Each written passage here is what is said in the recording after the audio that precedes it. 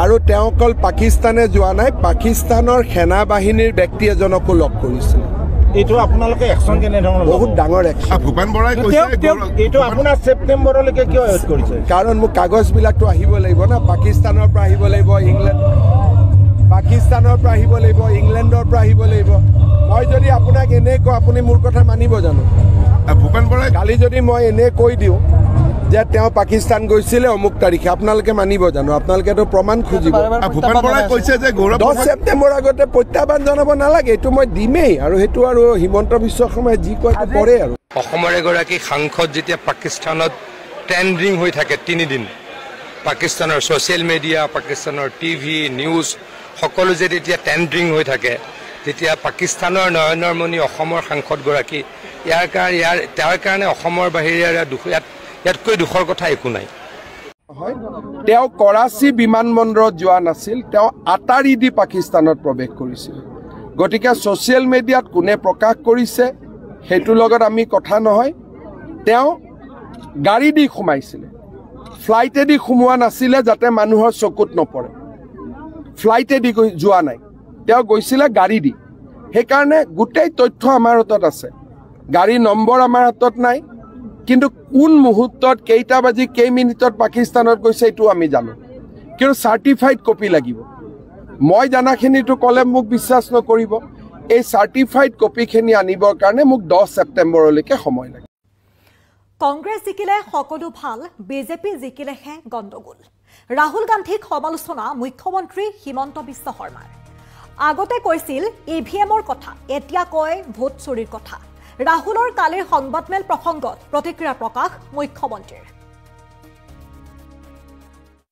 ৰাহুল গান্ধীয়ে নিজে ইলেকশ্যন জিকিলে সব ঠিক থাকে, আৰু বিজেপিয়ে ইলেকশ্যন জিকিলে গণ্ডগোল হয়। কৰ্ণাটকত ভোট চুৰি নহয়, তেলেংগানাত ভোট চুৰি নহয়, যদি আমি জিকো সেই জায়গাত ভোট চুৰি হয়। আগতে ইমান দিন EVMৰ কথা ক'লে, এতিয়া ভোট চুৰিৰ কথা আৰম্ভ কৰিছে। ৰাহুল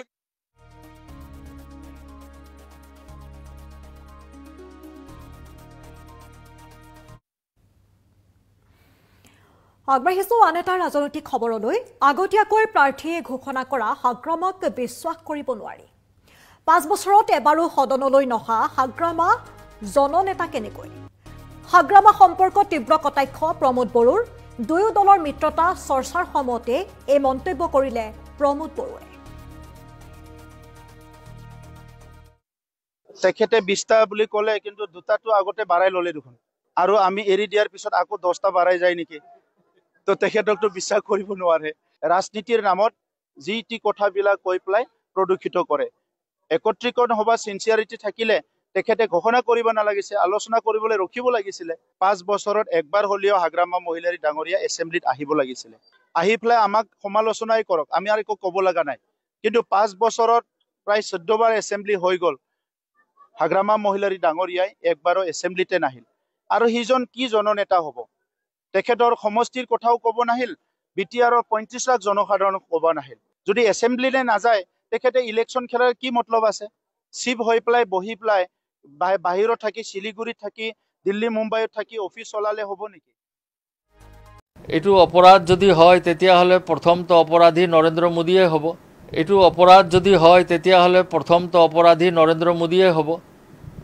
তেওঁতো বিনা অফিচিয়েল ইয়াতে তেওঁ মানে গৈছে, আৰু বহুত মানুহ গৈছে, আৰু অহা যোৱা সেইটোতো হয়। আৰু গোটেই এটা প্ৰচেছ আছে, যে আপোনালোকেও জানে যে বিদেশলৈ গ'লে কোনোবাই এটা খোজকাঢ়িতো যাব নোৱাৰে। তাৰ সিটো যিটো দেশলৈ যাব তাৰ ভিছা হ'ব, আমাৰ ইয়াৰ পৰা ক্লিয়াৰেঞ্চ লাগিব, ইণ্ডিয়া গভৰ্ণমেণ্টৰ ক্লিয়াৰেঞ্চ লাগিব। আৰু গোটেই বিভাগ যিটোৰ কথা মাননীয় মুখ্যমন্ত্ৰীয়ে যিটো কথা কৈছে, এই গোটেই কথাটো কেন্দ্ৰ চৰকাৰৰ আওতাত আহে। এইটো হোম মিনিষ্ট্ৰী আৰু ফৰেইন মিনিষ্ট্ৰীৰ আওতাত আহে। আৰু যদি তেওঁলোকে যদি ইমান দিনে যদি কিবা বেআইনী কিবা ধৰণে যদি কৰিছে, তেতিয়াহ'লে নিশ্চয় কেন্দ্ৰ চৰকাৰৰ যিটো বিভাগ আছে সেই বিভাগে তাৰ বিহিত ব্যৱস্থা ল'ব। আৰু এইটো একো ইছ্যু নাই, কাৰণে গৌৰৱ গগৈৰ বিৰুদ্ধে ক'বলগীয়া একো ইছ্যু নাই। আৰু কাৰণে এই ইছ্যুটোক লৈ তেওঁৰ পত্নী তেওঁৰ ল'ৰা ছোৱালীক লৈ বিভিন্ন ধৰণৰ মুখ্যমন্ত্ৰী লেভেলত যিবোৰ কথা কৈছে মই ভাবোঁ সেই কথাবোৰৰ পঞ্চায়ত নিৰ্বাচনৰ লগত কোনো ৰিলেভেঞ্চি নাই আৰু মই ভাবোঁ যে সেই পঞ্চায়ত নিৰ্বাচনত কি ধৰণে পঞ্চায়তত দুৰ্নীতি হ'ল পঞ্চায়তত কি ধৰণে তেওঁলোকে পইচা খৰচ কৰিব নোৱাৰিলে মহাত্মা গান্ধী এনৰেগাত কাম কৰা মানুহবোৰক কি ধৰণে পইচা দিব নোৱাৰিলে এই গোটেই কথাবোৰ হে পঞ্চায়তৰ বিষয় হ'ব লাগিছিলে এইটো এটা বেলেগ এটা বিষয় টানি আনি এই কথাটো কৈছে তাতকৈতো মুখ্যমন্ত্ৰীয়ে হোম মিনিষ্টাৰ বা প্ৰাইম মিনিষ্টাৰকে ক'ব পাৰিলেহেঁতেন যে এনেকুৱা সন্দেহ হৈছে আপোনালোকে ইনকুৱাৰী কৰক কাৰণ এইটোতো চিফ মিনিষ্টাৰে এইটো ইনকুৱাৰী কৰিব নোৱাৰে এইটো কি কৰিব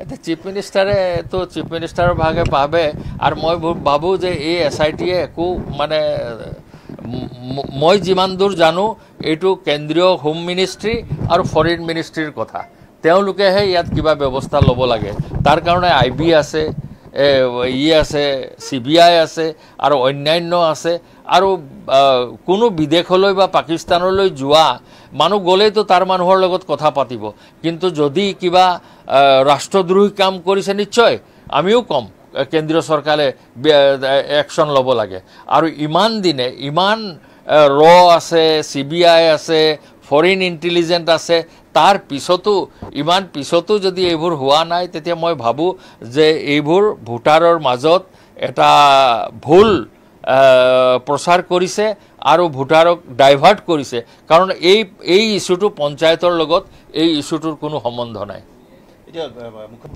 মানে তেওঁৰ এইটো সবেই জানে গোটেই ভাৰতবৰ্ষই জানে আৰু ভাৰতবৰ্ষৰ বাহিৰতো জানে যে গৌৰৱ গগৈ এগৰাকী ব্ৰিটিছ ভদ্ৰ মহিলাৰ লগত বিবাহ সূত্ৰে আবদ্ধ হৈছে আৰু নিশ্চয় তাৰ যিটো মতে হয় তেওঁ ইণ্ডিয়ান চিটিজেনশ্বিপ ল'ব নল'ব সেইটো তেওঁৰ ব্যক্তিগত সিদ্ধান্ত এনেকুৱা বহুত মানুহৰ নিজৰ কাবাৰ ভাই ককাই বিদেশত আছে তেওঁলোকৰ ল'ৰা ছোৱালীও ফৰেইন নাগৰিক আছে আমাৰ ফৰেইন মিনিষ্টাৰৰ মিছেছো ফৰেইনাৰ আছিলে কিমান দিনৰ এতিয়া তেওঁৰ ল'ৰাও বিদেশী নাগৰিক বুলি আমি সঁচা মিছা নাজানো কিন্তু সেইবোৰ কথাও তেওঁ ওলাইছে তো এইবোৰ কথা মোৰ বোধে এই ব্যক্তিগত কথাবোৰ কৰাৰ মই একো যুক্তিযুক্ততা মই